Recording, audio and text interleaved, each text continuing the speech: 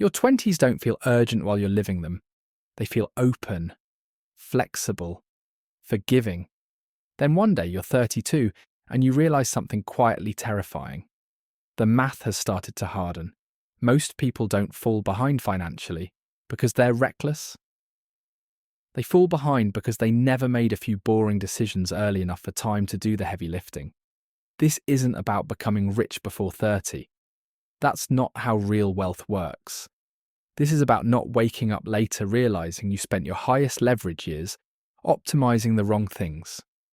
The first move you need to make before 30 is internal, not financial. You have to separate income from wealth in your head. Income is what shows up every 2 weeks. Wealth is what stays when life punches you in the mouth. If you're making good money but have nothing that could float you for 6 months, you're not stable. You're just employed. Once you understand that difference, your priorities shift. Spending starts to feel heavier. Saving starts to feel protective instead of restrictive. The second move is building a real emergency fund, not a vibe, not whatever happens to be left over. Actual cash, 3 to 6 months of living expenses. Not because you expect disaster, but because life doesn't care what you expect. Jobs disappear. Cars break. Health surprises you. Without cash, every inconvenience turns into debt. With cash, problems stay small. The third move is eliminating high-interest debt completely. Not managing it, not juggling it, killing it. Credit card interest isn't a minor inconvenience. It's a tax on your future. Every dollar you earn while carrying it is already partially spoken for. You're working for yesterday. If you enter your 30s still dragging consumer debt behind you, compounding won't help you. It will work against you.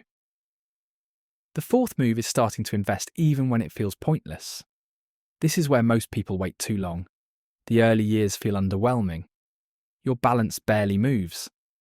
You wonder if it's even working. That's normal. Compounding is invisible before it's obvious. $200 a month in your early 20s quietly beats $1,000 a month a decade later. Every time. Before 30, your job isn't to be clever. It's to be early. The fifth move is increasing your income intentionally. Saving has a ceiling. Income doesn't.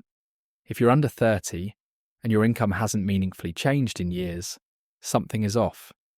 This is the phase for skill acquisition, leverage, and uncomfortable career moves.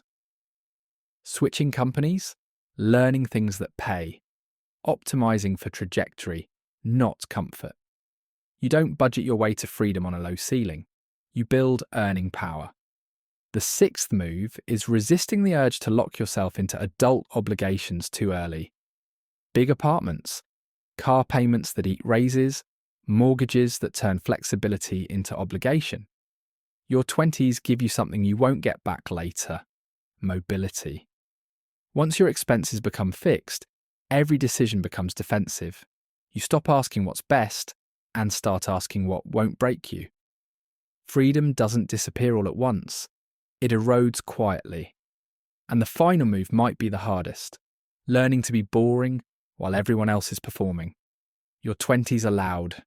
Everyone is upgrading, travelling, posting, flexing. Most of it is financed. Most of it is temporary.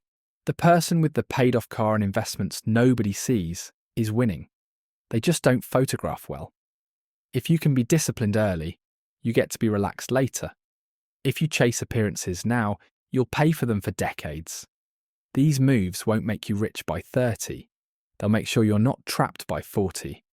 They buy you margin, options, sleep. Most people don't realise they lost the game until it's already decided. You still have leverage. Use it, not to look successful, but to actually become secure.